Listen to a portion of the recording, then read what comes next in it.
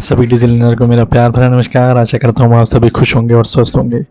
दोस्तों, artificial intelligence एक ऐसी चीज़ हो चुकी है जो कि आजकल आपके सराउंडिंग में, चाहे आप किसी भी चीज़ की बात करें, चाहे मोबाइल फ़ोन की बात करें, चाहे कार की बात करें, चाहे टीवी की बात करें, चाहे गैजेट्स की बात करें, कोई इलेक्ट्रॉनिक डिवाइस की बात करें, उन सभी चीज़ों को बोला जा रहा है कि वो स्मार्ट डिवाइसेज़ हैं, वो आर्टिफिशियल इनेबल्ड डिवाइसेज़ हैं। और इवन इन केस अगर आपको फ्यूचर में स्पोर्ट्समैन भी बनना है, आपको कोई बिजनेस रन करना है, फाइनेंस, बैंकिंग, इंस्टीट्यूट, कुछ की भी आप बात करें, उन सभी चीज़ों में आर्टिफिशियल इंटेलिजेंस की इंपॉर्टेंस बहुत ज़्यादा बढ़ने वाली है। क्योंकि आपके बिजनेस को ग्रो करने के लिए, इवन तो आपको एक अच्छा स्पोर्ट्समैन बनने के लिए, आपको इवन अगर किसी भी स्पोर्ट्स में सक्सेस पानी है, आपको अपने अपोनेंट को रीड करना है पहले से, उन सभी चीज़ों में आर्टिफिशियल इंटेलिजेंस की इंपॉर्टेंस बहुत ज़्यादा होने वाली है। ठीक है, तो ये एक ऐसी चीज़ है जिसको बिल्कुल भी इग्नोर नहीं किया जा सकता और हमारे पूरे वर्ल्ड को, पूरे सराउंडिंग को, इन्वायरमेंट को, सबको बहुत ज़्यादा स्मार्ट बनाने वाला है। और आर्टिफिशियल इंटेलिजेंस के ही सब पार्ट है मशीन लर्निंग, डीप लर्निंग, और कुछ लोग कंफ्यूज होते हैं डाटा साइंस से। तो मैं पूरी कोशिश करूंगा आप लोगों को बहुत ब्रीफ में इन सभी चीज़ों के बारे में अच्छे एग्जांपल्स देके समझाने की कोशिश करूंगा, ताकि आपका ये कन्फ्यूजन दूर रहे कि इन चारों में अंतर क्या होता है। और दोस्तों, मैंने रिसेंटली एक वीडियो देखा था जो काफ़ी ज़्यादा एक फेमस यूट्यूबर है, उन्होंने बोला है कि आर्टिफिशियल इंटेलिजेंस और मशीन लर्निंग दोनों ही बहुत बहुत अलग चीज़ होती हैं। और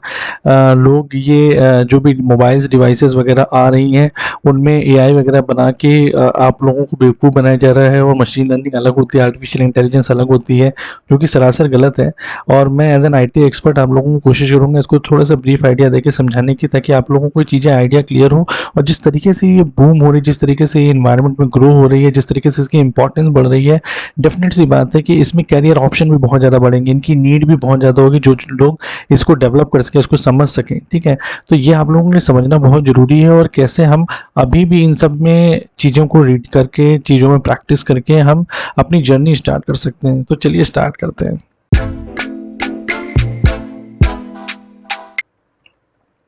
दोस्तों, अगर आर्टिफिशियल इंटेलिजेंस की बात करें तो देखिए, मैंने आपको पहले यही बताया कि मशीन लर्निंग और डीप लर्निंग, ये दोनों आर्टिफिशियल इंटेलिजेंस के पार्ट हैं, जो कि मोस्टली अगर आपने थोड़ा बहुत भी सर्च किया होगा आर्टिफिशियल इंटेलिजेंस के बारे में तो आपको समझ में आता होगा। लेकिन सबसे ज़्यादा इंपॉर्टेंट बात यहाँ पे ये है कि हम किसी भी सॉफ्टवेयर को आर्टिफिशियल इंटेलिजेंस कहेंगे कब,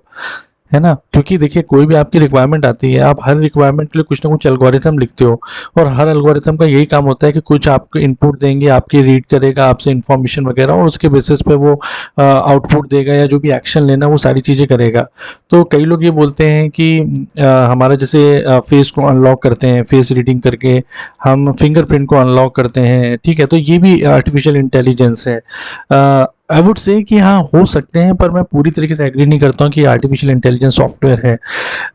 इसका रीज़न ये है कि देखिए, सबसे पहले आर्टिफिशियल इंटेलिजेंस को समझते हैं कि डेफिनेशन क्या बताई गई है। देखिए, हम ह्यूमन बिहेवियर को जो मिमिक कर सके सॉफ्टवेयर, ठीक है, हर सॉफ्टवेयर हार्डवेयर के बेसिस पे होगा, वो तो आपको पहले से क्लियर मैंने कर दिया था ऑलरेडी कि हार्डवेयर की कैपेसिटी बहुत ज़्यादा डिपेंड करती है, कोई भी सॉफ्टवेयर कितना ज़्यादा अच्छा बन सकता है, कितनी उसकी अच्छी परफॉर्मेंस हो सकती है।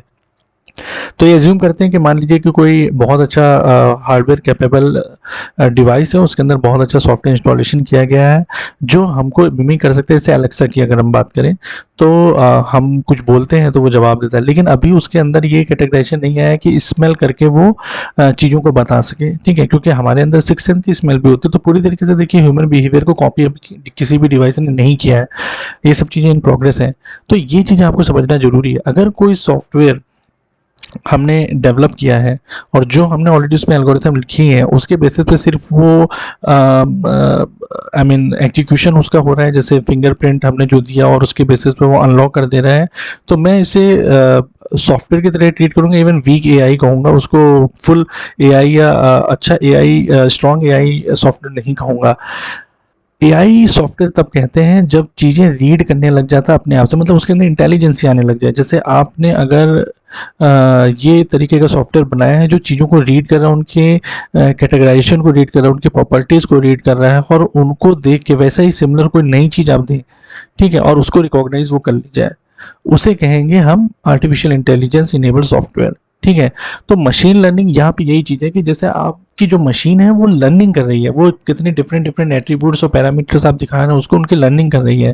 ठीक है। और इसी तरीके से डीप लर्निंग है हमारे जो ब्रेन है उसको ऑलमोस्ट मिमिक करने के लिए, ठीक है। तो मशीन लर्निंग एक मतलब उतना भी ज़्यादा डीप फॉर्म में नहीं जाता है जितना ज़्यादा डीप लर्निंग जाता है, क्योंकि न्यूरल नेटवर्क की तरह काम करता है डीप लर्निंग। जैसे हमारे ब्रेन के अंदर होते हैं न्यूरल नेटवर्क्स, उन सभी चीज़ों को एक तरीके से मिमिक करने के लिए डीप लर्निंग फीचर है, जो कि काफ़ी ज़्यादा कॉम्प्लेक्स होती है,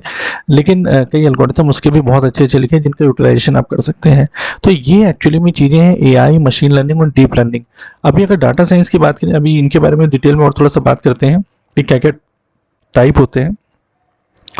तो अगर डाटा साइंस की बात करें तो देखिए, डाटा साइंस एक तरीके से आप जो भी मशीन लर्निंग और डाटा लर्निंग करने के लिए आप जो डाटा का यूटिलाइजेशन कर रहे हैं, उस डाटा की एक्चुअल में वैल्यू कितनी ज़्यादा अच्छी होगी, ताकि वो मशीन लर्निंग और डाटा लर्निंग के काम आ सके। वो जो प्री प्रोसेसिंग का काम करता है वो काम करता है डाटा साइंस। तो देखिए, आजकल बिग डाटा की अगर हम बात करें तो यूट्यूब, फेसबुक, इन सब में इतने ज़्यादा डाटा दिन ब दिन आ रहे हैं, पर उनमें से कितना डाटा हमारे काम का है, कितना नहीं, उसको वैल्यूएबल बनाना है, तो उसकी कुछ ना कुछ प्रोसेसिंग करनी पड़ेगी। तो वो सारा काम होता है डाटा साइंस के थ्रू, ठीक है। आपकी क्या डोमेन बिजनेस नॉलेज की यूटिलाइजेशन है, और वहीं पे मैथ्स और स्टैटिस्टिक वगैरह सब कुछ काम आ जाता है। तो उसको वैल्यूड एक तरीके से इनपुट पैरामीटर की तरह बनाने का काम डाटा साइंस करता है, जो कि आपकी मशीन लर्निंग और डीप लर्निंग में काम आती है, ठीक है। जितना ज़्यादा डाटा होगा उतना ही ज़्यादा अच्छी इसकी फंक्शनिंग होगी, ठीक है। अब अगर मशीन लर्निंग की थोड़ा सा बात करें, देखिए आर्टिफिशियल इंटेलिजेंस हमसे इंटेलिजेंट आदमी कब बनेगा, इंटेलिजेंट हम लोग चीज़ों को सीख सीख के बनते हैं, ऐसे ही मशीन इंटेलिजेंट कैसे बनेगी, चीज़ों को सीख सीख के बनेगी, ठीक है, ताकि वो अपने आप से कुछ ना कुछ नई चीज़ों का एक्शन ले सके। जितना ज़्यादा डाटा दिया गया उसके बेसिस पे उसको ऑलरेडी इंटेलिजेंट बना दिया गया है कि आप इतनी चीज़ों को रिकॉग्नाइज कर सकते हो, और वो सेल्फ लर्निंग अपने आप अगर करने लग जाएगा तो उतनी ही ज़्यादा उसके अंदर हमारे जैसी ह्यूमन को मिमिक करने की फीचर्स और फैसिलिटीज आएगी, ठीक है। तो ये आपका हो गया आर्टिफिशियल इंटेलिजेंस एक तरीके से। मशीन लर्निंग को अगर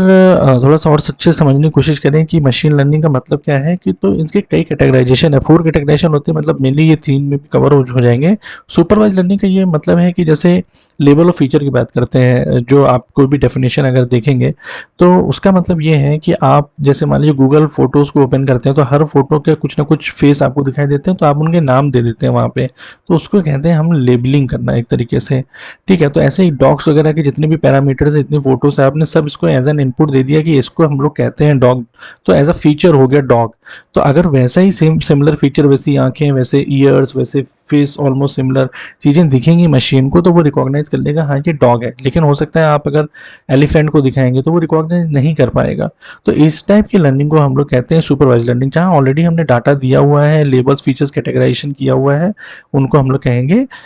सुपरवाइज लर्निंग, ठीक है। अनसुपरवाइज लर्निंग में उल्टा काम होता है, उसमें लेबलिंग आपने कुछ भी नहीं करी हुई है, ठीक है। और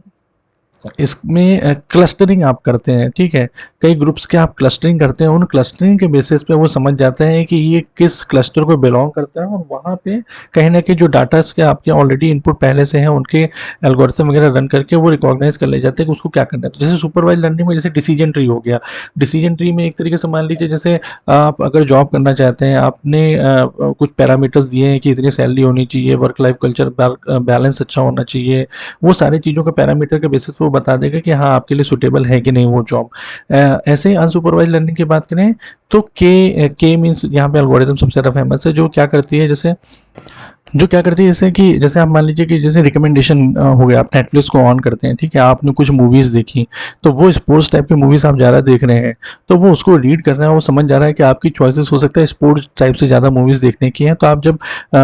बेस्ट उसमें कुछ कई फीचर्स होते हैं ना, अपने आप मूवीज़ वगैरह चला देता है आपकी चॉइसेस के बेसिस पे, या लिस्ट दे देता है, रिकमेंडेशन दे देता है, तो आपको स्पोर्ट टाइप की मूवीज़ को रिकमेंडेशन ज़्यादा देगा देखने के लिए। तो ये हो गया आपका अनसुपरवाइज लर्निंग। इन दोनों का कॉम्बिनेशन हो गया, जैसे कुछ लेबल डाटा है, कुछ लेबल डाटा नहीं है, कुछ ही अपने आप से सीख रहा है, इन दोनों का कॉम्बिनेशन अगर करते हैं तो देखिए सेमी सुपरवाइज लर्निंग भी उसको कहते हैं।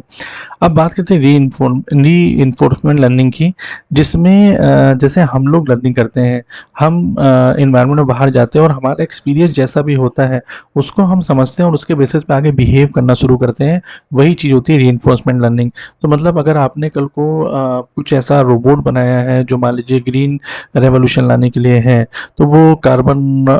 एमिशन वगैरह को रीड करता है और वो देखता है उसके इम्पैक्ट क्या होते हैं, तो थोड़ा सा लॉन्ग लर्निंग टाइम भी लग सकता है। लेकिन धीरे धीरे इन सब चीज़ों को रीड करने के बाद उसका जो भी इम्पैक्ट हुआ है, जो भी आउटपुट है, उन सभी चीज़ों का एनालाइज करके जो मशीन एल्गोरिथम आपने लिखी है उसके बेसिस पे ये बिहेव करना स्टार्ट करता है। तो इसको कहते हैं आप लोग री लर्निंग। ठीक है। तो डीप लर्निंग मैंने ऑलरेडी बोला आपको, जैसे कि अगर आप, जैसे आपका दिमाग काम करता है उसके न्यूरल नेटवर्क्स वगैरह सब काम करते हैं, उसी को ऑलमोस्ट सेम मिमिक करने के लिए कई एल्गोरिथम, कई फीचर्स, कई न्यूरल नेटवर्क सब कुछ बनाया गया है ऑलमोस्ट ब्रेन को रीड करके। वैसे ही सिमिलर एक्सपीरियंस हमें करना है डीप लर्निंग में, तो उसके ऊपर सारी चीज़ें डीप लर्निंग की काम करते हैं, उसी के बेसिस पे उससे रिलेटेड सारे एल्गोरिथम बनाए गए हैं हमारे। तो ऐसा नहीं कि एल्गोरिथम आपको, जैसे ये जो फेमस एल्गोरिथम है ये आप थोड़ा बहुत भी रीड करेंगे कि किसका यूसेज किस चीज़ में होता है। जैसे कुछ ऐसी चीज़ें होती हैं जो इमेजेस के ऊपर सारी काम करती हैं, है ना, और कुछ ऐसे होंगे जो इनपुट टेक्स्ट पैरामीटर के बेसिस पे काम होंगे, कुछ ऐसे होंगे जो चार्ट के बेसिस पे काम करेंगे। तो हर किसी का अपना अपना खुद का यूसेज है, उन सभी को आप यूज़ कर सकते हैं। बस मेनली आपको ये समझना है कि कौन सी एल्गोरिथम कहाँ पे यूज़ करनी है, इनको राइट करने की जरूरत नहीं है, क्योंकि इसके लिए ऑलरेडी देखिए बने बनाए फ्रेमवर्क्स हैं जो आपके काम को बहुत आसान कर देते हैं। तो अगर आप आने वाले कल में कोई प्रिडिक्शन का बनाना चाहते हैं सॉफ्टवेयर, आप कुछ रियल इस्टेट इंडस्ट्री के लिए बनाना चाहते हैं कि जो रीडिंग कर ले इमेजेस की कि 2 BHK 3 BHK 4 BHK की कॉस्टिंग कितनी होगी, कुछ ऐसे आप होटल्स की रिकमेंडेशन देना चाहते हैं कि आपकी कौन सी, या किसी भी बिजनेस को रिकमेंडेशन आप देना चाहते हैं कि कौन सा एरिया आपके लिए मोस्ट सुटेबल है। जैसे मोबाइल नेटवर्क की अगर बात करें, मान लीजिए आप वोडाफोन, एयरटेल, रिलायंस की बात करते हैं, आप ऐसे जगह पर उनका टावर्स वहाँ पर रीच करवाना चाहते हैं जहाँ पे किसी पर्टिकुलर टाइम पर यूसेज बहुत ज़्यादा होता है, इंटरनेट की यूसेज बहुत ज़्यादा होता है, तो उनके लिए बिजनेस आप क्रिएट करने का काम कर सकते हैं। तो वो सारी चीज़ें आप देखिए इन सब फ्रेमवर्क्स को यूज़ करके ऑटोमेटिकली सॉफ्टवेयर बना सकते हैं, और वो आपकी जो भी रिक्वायरमेंट होगी उनकी नीड में, या मान लीजिए जैसे एक जगह मैं लंदन में काम करता था एक ऑर्गेनाइजेशन में, वहाँ पे रिटेल में वो लोग काम करते थे, वो अपनी वेस्टिंग को रिड्यूस करना चाहते थे। तो वो एल्गोरिथम वहाँ पे वैसा सॉफ्टवेयर बनाया गया था कि कहाँ पे किस सीजन में कितनी ज़्यादा शॉपिंग किस चीज़ की होती है और कितनी अवेलेबिलिटी देनी है उस पर्टिकुलर आइटम की, चाहे वो फूड से रिलेटेड हो, चाहे वो किट्स से रिलेटेड हो, और उनकी कितनी ज़्यादा हमें प्रोडक्शन करना है और कब कब उसकी बिक्री होती है। ताकि उन्होंने इस तरीके से इतना ज़्यादा अच्छा सॉफ्टवेयर बना लिया था कि आप समझ लीजिए 99.99% प्रेडिक्शन उनकी हमेशा सही होती थी, कभी भी वेस्टेज नहीं जाता था, हार्डली कभी कोई, चाहे फ्रूट हो, प्रोडक्ट हो, कोई भी उनका वेस्टेज आता हो जो रह जाता हो और वो बिकता ना हो। तो ये सारी चीज़ें आपके आर्टिफिशियल इंटेलिजेंस के थ्रू रीच की जा सकती हैं। और आने वाले कल में तो फ्यूचर बहुत ज़्यादा बदलने वाला है। इतना ज़्यादा जो डाटा है इन सबके वैल्यूड डाटा बनाने में काम मेनली आपका डाटा साइंस का होगा, और ये वैल्यूड डाटा का जो as an input data pre processing के बाद दिया जाएगा आर्टिफिशियल इंटेलिजेंस में यूसेज के लिए, मशीन लर्निंग और डीप लर्निंग को यूज़ करके वो ऑलमोस्ट समझ लीजिए एक ऐसा कुछ ना कुछ डिवाइसेस बनाने में काम करेगा जो हमारी तरह ही बिहेव करेगा। कल को हो सकता है एप्पल को रिकॉग्नाइज करके आपकी जो मशीनें बता देगी कि आपका जो भी न्यूट्रिशन आप जो भी फॉलो कर रहे हो, मान लीजिए वेट लॉस या वेट गेन के लिए, तो आपके फ्रूट्स, आपके फूड को देख के ऑटोमेटिकली वो बता देगा कि कितनी कैलोरी जाएंगी और आपने वो सब चीज़ें प्रॉपर डे में फॉलो की थी कि नहीं की थी। आपकी फिटनेस के लिए हेल्प कर सकता है, आपके आने वाले कल में जो भी आपके गोल्स हों उसके लिए हेल्प कर सकता है। उन सभी चीज़ों में ये आपके लिए काफ़ी ज़्यादा हेल्पफुल होगा। सो आई होप ये छोटी सी इन्फॉर्मेशन आपके लिए हेल्पफुल हुई होगी। Still you have any query then you can just mail me, you can WhatsApp me any time, I would love to answer you. Thank you so much.